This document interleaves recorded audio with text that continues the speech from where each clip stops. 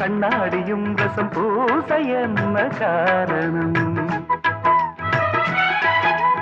ஒவ்வொன்றிலும் உன்னை நீ காணலாம், இதை கேட்பது இந்த நாடகம். எங்கே எங்கே ஒரே தரம் என்னை உன்னில் பார்க்கிறேன். இதோ இதோ ஒரே சுகம் நானும் இங்கு பார்க்கிறேன். செம்பாண்டி முத்துக்களா நீ சிந்தும் முத்தங்களா, நோகாம கொஞ்சம் கொடு, உன் மார்பில் மஞ்சள் இடு.